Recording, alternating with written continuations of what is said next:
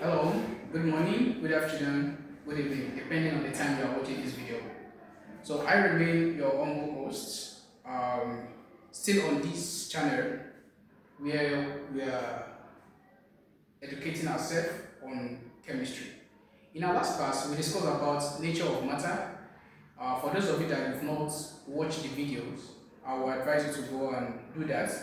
And you should watch it accordingly because I call it 1, 2, 3, and 4. Like, watch it accordingly so that you get the full knowledge about the topic. So today we are going to be looking at another aspect, which is element valency and radicals. Element valency and radicals. Now, you'll be wondering because in our last class was it okay? And here, in our last class we talked about element. So in this aspect, we are going to know more about element, the arrangement of elements, what they are calling each group, and each element which belong to a specific group. Likewise, period. Then we'll talk about the valency and then the radicals. So next up. So as you can see, this is the diagram of periodic table ranging from 1 to 20. That is the arrangement of elements from 1 to 20. Now, this is a periodic table, right? So I use symbol to denote the element, just like you know. So now, when it's an element, let me recall you back to let me bring you back to the previous knowledge we had. When it's an element, we define element as pure substance that cannot be broken down into simpler units, right? And it consists of what? Of only one kind. So that's that about elements. We've talked about it. For those of you that don't know, just go back to the video. You'll learn more about the element. Now, this is a periodic table, and you can see the arrangement, right, of the elements. So, which is ranged from 1 to 20. Now, we have something we call group and we have something we call period.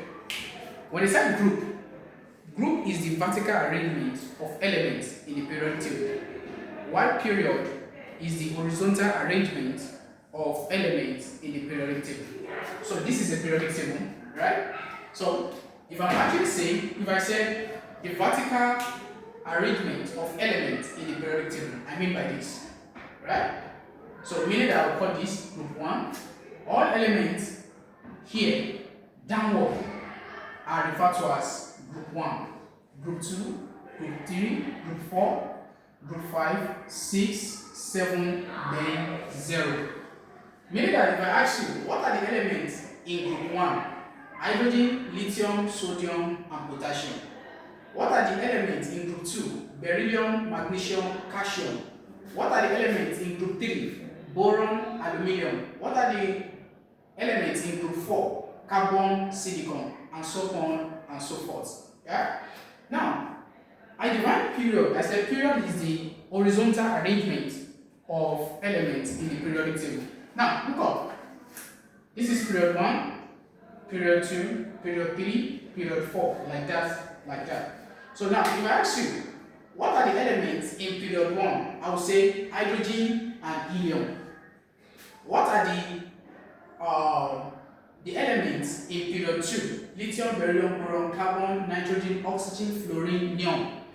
What are the elements in period 3? Sodium, magnesium, like that, like that. So that's how it's being arranged.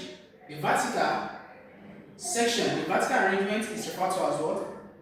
Group. While horizontal arrangement is referred to as period. Now, if you get that, next up, when I say group 1 are called alkali metal. All elements in group 1 are referred to as alkali metal.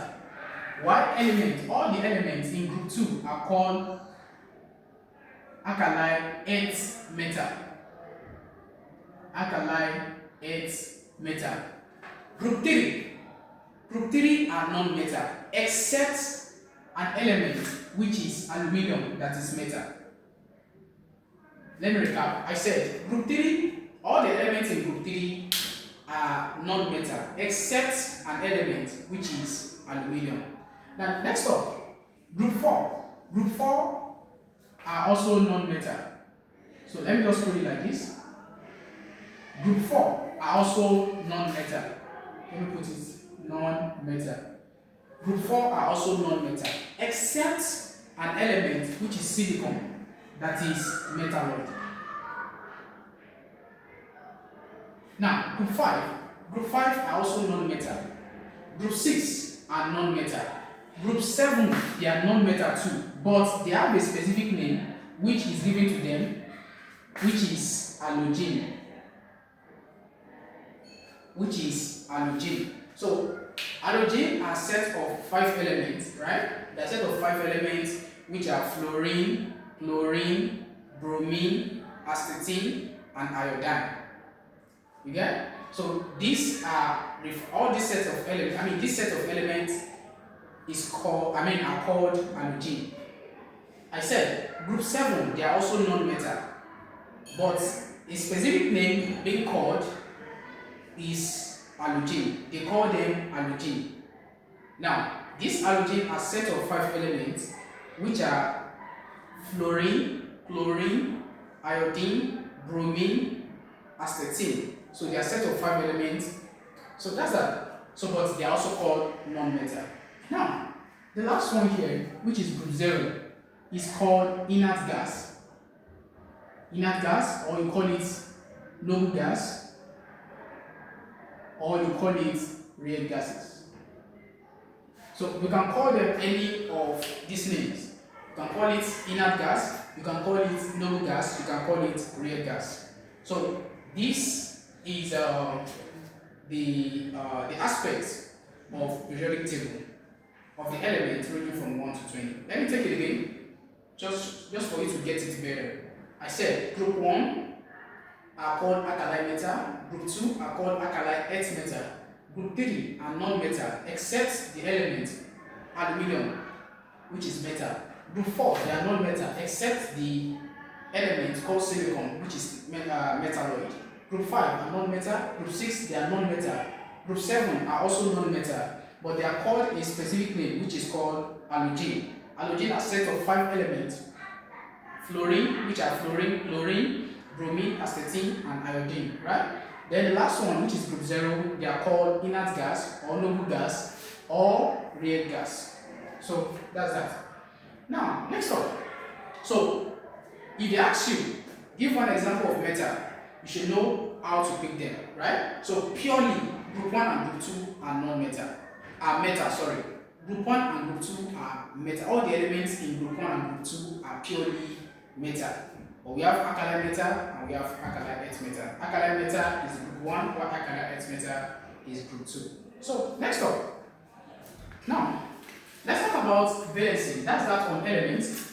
So for you that you've not watched the previous video, I will advise you to go and do that so that you learn more about elements. This is just one of the aspects of elements, right? And this is their symbol. As you can see, I arranged all these elements based on their symbol. This is hydrogen, helium, lithium, beryllium, boron, carbon, nitrogen, oxygen, fluorine, neon, sodium, magnesium, aluminium, silicon, phosphorus, sulfur, chlorine, argon, potassium, and calcium. So we have a set of elements which are 10 in number, like scandium, titanium, vanadium, chromium, manganese, iron, copper, nickel, zinc. All those elements are referred to as transition elements, or you call them transition metal. They are also metal, but they call them transition elements or metal. They have all their ions. So most of their ions are colored. So that's that. Now let's talk about valency. When they say valency is the combining power of an element. Valency is the combining power of an element. Meaning that the charge possessed by an element after ionizing is referred to as valency. Now, you can also define valency as the number of hydrogen atoms, that can be combined with or replace an atom of that element. Let me recap. I said you can define what valency as the combining power of an element, or you define it as the number of hydrogen atoms that can be combined with or replace an atom of that element. So, in a nutshell, valency is what? Is the combining power, right, of an element. Meaning that when an element is fully ionized, take for example, if we have sodium, Na plus, right? And they ask you what is the valency of this, we'll say the valency is what? The valency is +1, right? We'll say the valency is +1. Now, if they ask you, this is just the symbol. This is just a symbol. So, okay, let's give another example. Let's say we have magnesium, Mg2 plus. What is the valency of this? The combined power of this is +2. Let's take another one. Let's say we have argon. Argon is what? Is nil, nothing. Why do we say argon is nil? If you look at argon belongs to group 0. Group 0 are unreactive elements, which are referred to as inert gas. They are unreactive because they've attained octet structure and duplet structure. They've attained duplet and octet structure, right? Meaning that they have their outermost electron to be 8. They don't need to lose electron nor gain electron. So they are unreactive. You can't see all the elements in group 0 reacting with what? With another element. No. Reacting with another atom of an element. No, because they are unreactive. They've attained they've attained duplet or octet structure, as the case may be. So now let's move on. So argon actually fall to that class. So if you check, argon is what? Is 18. So write the electronic configuration of argon. That would be what? 288. You can see the atom's electron is what? Is 8. So it doesn't need to lose. Likewise, it doesn't what? It doesn't need to gain. Like you know that all elements, they are looking for a way to be stable. They are looking for a way to be what? To be stable. That's why we have compound. So an element will combine with another element to form a compound in order to attain the octet or duplet structure. But for this argon now, all the elements in group 0, they've attained that structure. So, as a matter of fact, they are called unreactive elements. They are unreactive elements. So that's that. So let's take another one. Okay, all these are for positive, right? Positive ones. Let's take another one which is negative. So let's take chlorine. That's Cl minus. So Cl minus, this, what's the valency? The valency will be -1. Oxygen, that's O2 minus, right, which is the symbol. The valency will be -2, right?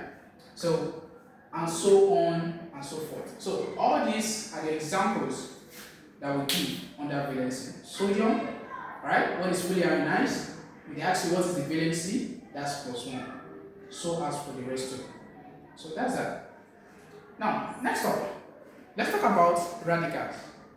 When they say radicals, a radical is a group of atoms that have electric charge. It's a group of atoms that possess electric charge, either negative or positive charge, and which stands to react and to form a single kind. To react as a single kind or single unit. Let me recap. I said I define radical as group of atoms. A radical is a group of atoms that possess electric charge.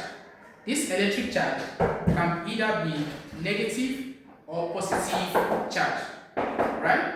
And in which it reacts to form a single unit. So that's that. Now let's give examples. In chemistry, basically, we have 7 radicals in chemistry. Yeah. We have 7 radicals in chemistry. So what are those radicals? So the first one, let's say radicals. Let's make it in form of table. Radical, then we have a symbol here. Symbol. We have a symbol. So now for this now, let's take it one after the other. The first one, let's say hydroxide. Are you okay? So let's take it one after the other. The first one, let's say hydroxide. Hydroxide. So the symbol is OH minus. Right? So let me make it 3 in 3 colon. Let's make this place to be valency. Valency, right? So we'll be writing the name of the radical, right? In full. Then we'll write the symbol and also the valency. So the first one I took here is hydroxide. Hydroxide has what? Has the symbol of OH minus. If they ask you what is the valency of this radical, that's -1. So that's that. Then another one, we have triazo nitrate 5. Triazo nitrate 5. So this triazo nitrate 5, the symbol is NO3. NO3 minus. NO3 minus. If they ask you what is the valency of this radical, that's -1. Now next one. Okay, what's wrong with you? Now next up, sorry for that. Next up, we have let's make it. Let me just arrange it accordingly. So we have dioxonitrate. Dioxonitrate 3. Dioxonitrate 3. So the symbol is NO2 minus. The name which the valency is -1. Di, don't forget, tri is 3, right? Di is 2, tetra is 4, and so on and so forth. So we call this dioxonitrate 3, which is NO2 minus. So now let's move on. Like I told you that we are going to 7, right? So number 4, we have trioxocarbonate. Trioxocarbonate 4. Trioxocarbonate 4, in which it has the symbol to be CO3 2 minus. CO3 2 minus. So and the valency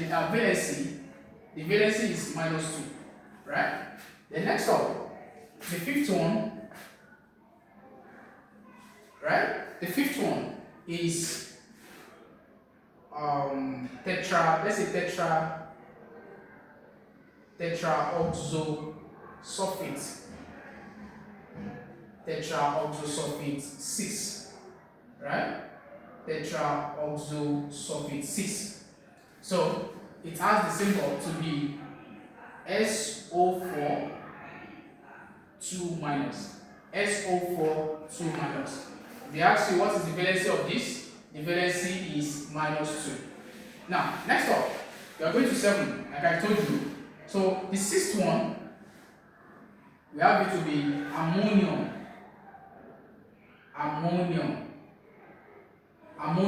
Mind you, ammonium, the symbol is NH4. So we have something we call ammonia too. We have ammonia, we have ammonium, right? Depending on the number of hydrogen atom, right? Ammonium is NH4, while ammonia is NH3. Ammonia is NH3, while ammonium is NH4, right? So the radical we're talking about is ammonium, which is NH4. So NH4 plus, and the valency is +1, right? Then the last one is, which is, to make it 7, is hydrogen.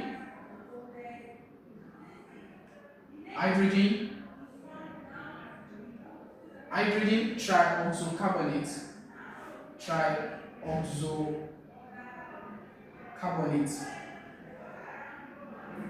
hydrogen trioxocarbonate, which has the symbol to be HCO3, HCO3 minus. Then the valency is -1. So if you check it out, these are the 7 radicals we have, right? Hydroxide, trioxocarbonate, trioxonitrate 5, dioxonitrate 3, trioxocarbonate 4, then tetraoxosulfate 6. Then ammonium, likewise we have hydrogen trioxocarbonate. So these are the radicals, the 7 radicals we have, right? So that's that. So I think we've already talked about everything. We've talked about element, we've talked about valency, likewise we've talked about radicals. So at this junction, I think we've touched all aspects, and we should call it a day. So if you have any question on any of our videos we've posted on our channel, you can actually go to the comment section and ask, and believe me, we will surely attend to the question immediately we see it. So thank you, stay tuned always for more videos, and make sure you watch it without skipping, right, to get the full knowledge on each of the topic you are watching on. Thank you so much. Keep liking, keep sharing, keep subscribing. Love you all. Bye.